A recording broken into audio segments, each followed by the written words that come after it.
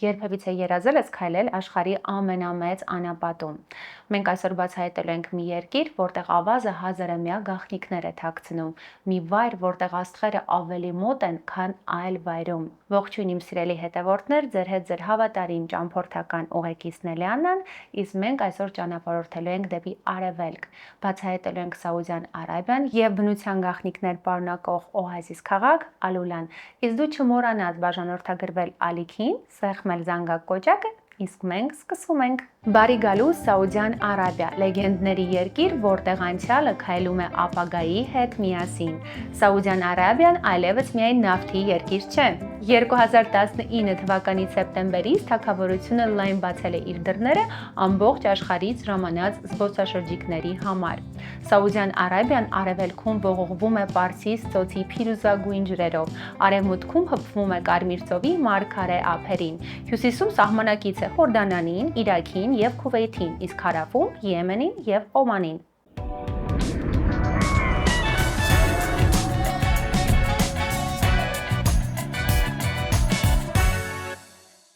The Inch Go Travel-ի հաղորդում առանց հետաքրքիր փաստերի։ Մինչ ես ձեզ կներկայացնեմ հետաքրքիր փաստերը, դուք հիշեք, որ մնաք մեզ հետ մինչև վերջ, որովհետև վերջում ես պատմելու եմ մի միստիկ պատմություն, որը լսել եմ հենց տեղացիներից։ Առաջի հետաքրքիր փաստը։ Շատերը գիտեն, որ մայրաքաղաքը Ռիադն է, բայց քչերը գիտեն, որ այն արաբերենից թարգմանաբար նշանակում է այգիների քաղաք։ Երկրորդ հետաքրքիր փաստը, որ Սաուդյան Արաբիան համարվում է մահմեդական աշխարհի ամենակարևոր պետությունը։ Այստեղ է գտնվում Մեքքան, մուսուլմանական ուխտատեղի ամբողջ աշխարհից։ Երրորդ հետաքրքիր փաստը, որ համաշխարհային նավթի պաշարների 30%-ը գտնվում է Սաուդյան Արաբիայի գետնի տակ, եւ այս փաստը դարձնում է երկիրը բացառիկ հարուստ։ Չորրորդ հետաքրքիր փաստը, որ մինչև 2018 թվականը այնտեղ կանանց արգելվում էր մեքենա վարել։ Չնայած շատերը մինչև այժմ կարծում են, որ այնտեղի կանայք նույնիսկ զրկված են խոսքի իրավունքից։ Ինչ է կարծում, կախարդության նախարարություն կա միայն Հարի Փոթերի աշխարհում։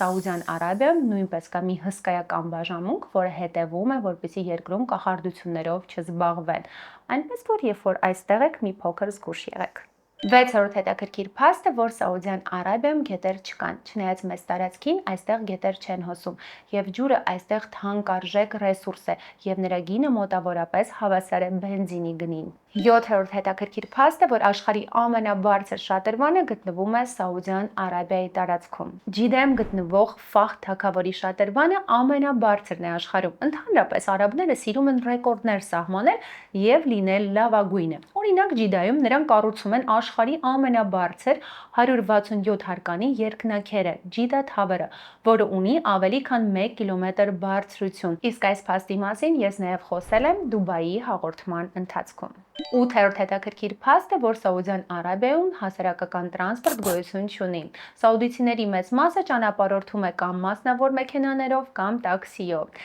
Իսկ մեքենան պատված է ցելոֆանով, որպեսզի պահպանվի լավ վիճակում եւ գինը դրանից հաստատ չտուժի։ 9-րդ հետաքրքիր փաստը, որ Սաուդյան Արաբիայի խանութներում հանդերձարաններ չկան։ Այստեղ կան գրեթե բոլոր համաշխարհային բրենդերի խանութները, սակայն առանց հանդերձարանների։ Այստեղ կանայք աչքաչափով են գնումներ կատարում, հետո տանը փորձում են, եթե գնումը չի համապատասխանում, իհարկե վերադարձնում են։ 10-րդ հետաքրքիր փաստը, որ Սաուդյան Արաբիայում ուխտը իսկական հպարտություն է համարվում եւ երկրի խորհրդանիշ։ Ռիադում սմբակավորների գեղեցկության ամենամյա մրցույթ են անցկացնում։ Իսկ ինչ է կարծում, ինչքան է լինում մրցարշավի հաղթողի գումարը։ Ընդամենը $50 միլիոն։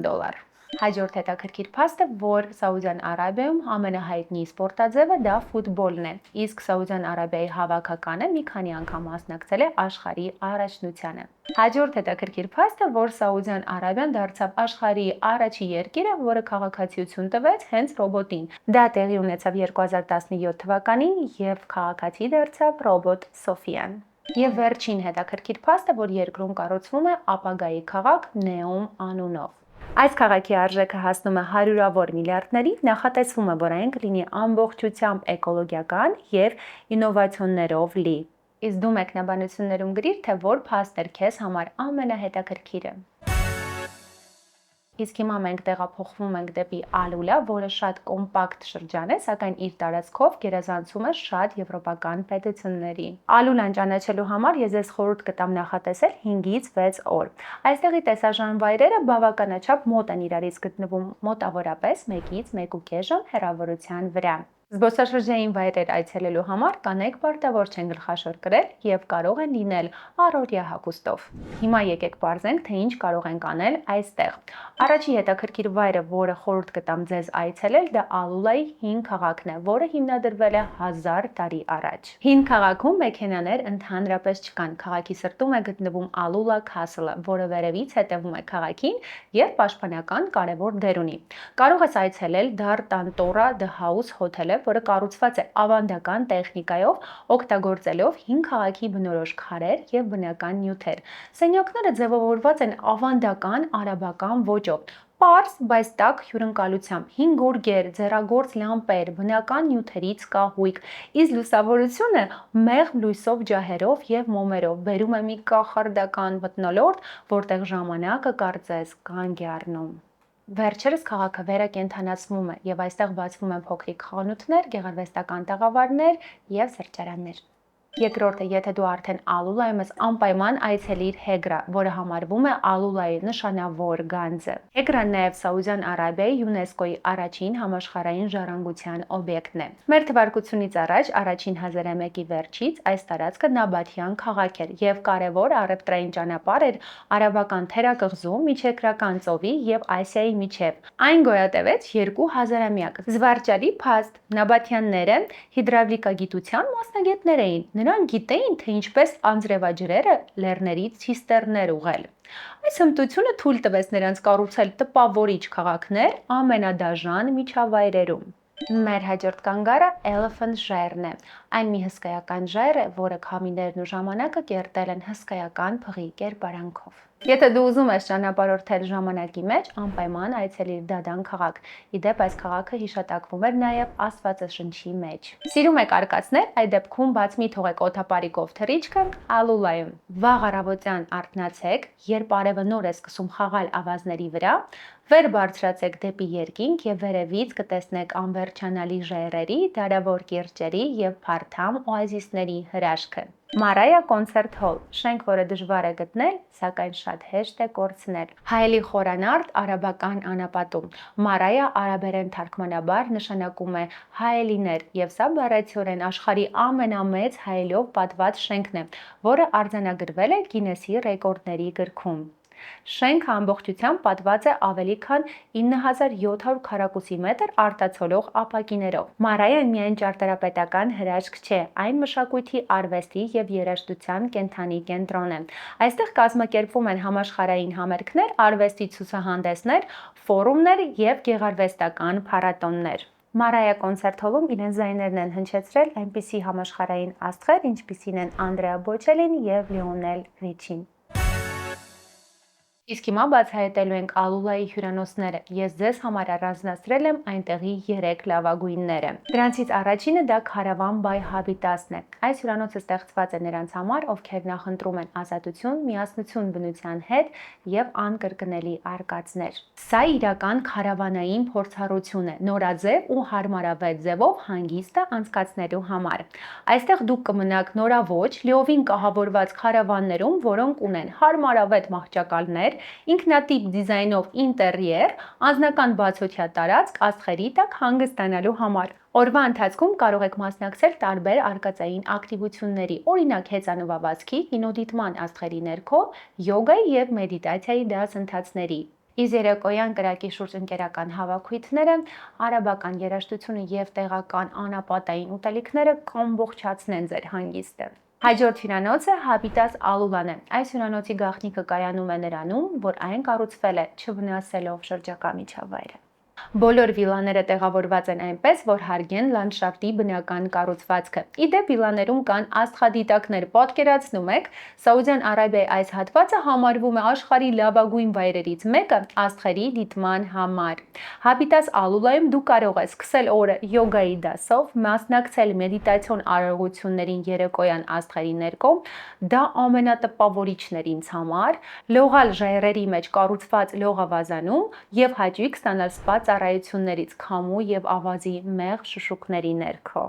Banyan Tree Alula, սա պարզապես հյուրանոց չէ, այլ հեքիաթային անապատային պալատ է։ Banyan Tree-ի փիլիսոփայությունն է հյուրերին թույլ տալ ամբողջությամբ վայելել միջավայրի գեղեցկությունը, առանց ժամանակակից հարմարավետություններից զրկվելու։ Այստեղ ես իրապես տպավորվեցի նախաճաշերով, որտեղ չէին ասում ոչ բառը, մատուցում էին նույնիսկ այն, ինչը չկար մենյուում։ Իսկ այս հյուրանոցի լողավազանը ընդգրկված է աշխարհի լավագույն լողավազանների ցանկում։ Քանի որ ես արդեն քաղցած եմ, եկեք միասին բացահայտենք Սաուդյան Արաբիայի համեղ խոհանոցը։ Ազգային ամենասիրված կերակրատեսակներից է կապսան։ Սա բրինձով, համեմունքներով, մսով եւ երբեմն նաեւ չրերով պատրաստված ճաշ է։ Հաջորդը մութաբակն է, նուրբ խմորով, փաթաթված մսով, բանջարեղենով կամ քաղցր լցոնված թխված գրպանիկներ են։ Իսկ երբ գալիս է քաղցրության պահը, սաուդացիների սրտի ուտելիքը խուրման է, արմավենու պտուղը։ Խուրման այստեղ ոչ միայն քաղցրավենիք է, այլև հոգու մի մաս։ Խուրման ուղեկցվում է անուշաբույր արաբական սուրճով, որը կոչվում է գահվա։ Այն մատուցվում է փոքրիկ բաժակներով եւ սովորաբար համեմված է կարդամոնով կամ դարչինով։ Ահա հասանք այն կետին, որ ես ձեզ պատմելու եմ մի հետաքրքիր միստիկ պատմություն, որը լսել եմ հենց տեղացիներից։ Անապատի խորքում հեռու մարդկանց աչքերից թաքնված է մի մոռացված վայր ու բար քաղաքը, որին անվանում են նաև ավազների Ատլանտիս։ Հնում այս քաղաքը եղել է հարստության եւ փառքի կենտրոն։ Նրա փողոցներով անցնում էին քարավաններ, բեռնված ոսկով, համեմունքներով եւ մարգարիտներով։ Բայց քաղաքի մարդիկ հպարտացան, մոռացան իրենց պարտքը Աստծո հանդեպ, եւս լեգենդի, որպես պատիժ ամբողջ քաղաքը կուլ տվեց անապատի ավազը, թողնելով միայն լռություն եւ լեգենդներ։ Ասում են, ավազների տակ միջև օրերս ապրում են ջիներ, հրե էակներ, ովքեր կամ կործանում են, կամ օրհնում են այն մարդկանց, ովքեր անցնում են իրենց տարածքով։ Իսկ հիմա դու մեկնաբանություններում գրիր, կուզեիր լինեիր այս քաղաքում։ Իսկ հիմա եկեք հասկանանք, թե երբ է ամենահարմար ժամանակահատվածը Սաուդյան Արաբիա մեկնելու համար։ Դա համարվում է նոյեմբերից մինչև մարտ ընկած հատվածը, կլիման բավականին մեղմ է, ապրիլից մայիս մի փոքր եղանակը տաքանում է, հունիսից մինչև օգոստոս ահավոր շոգ է, իսկ սեպտեմբերից հոկտեմբեր գնալով կլիման մեղմանում է։ Իսկ ինչպես հասնել Ալուլա, լավագույն տարբերակը Qatar Airways-ն է, 3 ժամ Դոհա եւ 2 ժամ Ալուլա։ Իսկ հիմա քեզ ներկայացնեմ վիզա ստանալու կարգը։ Եթե դու ունես Ամերիկայի Միացյալ Նահանգների, Մեծ Բրիտանիայի թագավորության կամ գործող Schengen վիզա, ապա այն կարող ես անել օնլայն տարբերակով, վճարելով ընդամենը $110։ Իսկ այդ հարցով մենք քեզ իհարկե կարող ենք օգնել։ Դե ինչ սիրելիներս, հուսով եմ ձեզ դուր եկավ Սաուդյան Արաբիա եւ Ալուլա մեր միստիկ ճանապարհորդությունը, իսկ դուք չմոռանաք բաժանորդագրվել ալիքին եւ մեկնաբանություններում գրեք, թե որտեղ կցանկանաք ճանապարհորդենք հաջորդ անգամ։ Իսկ վերջում ուզում եմ ձեզ հիշեցնել, որ այն գումարը, որը դուք ծախսում եք ձեր ճանապարհորդությունների ընթացքում, հարստացնում է հենց ձեզ։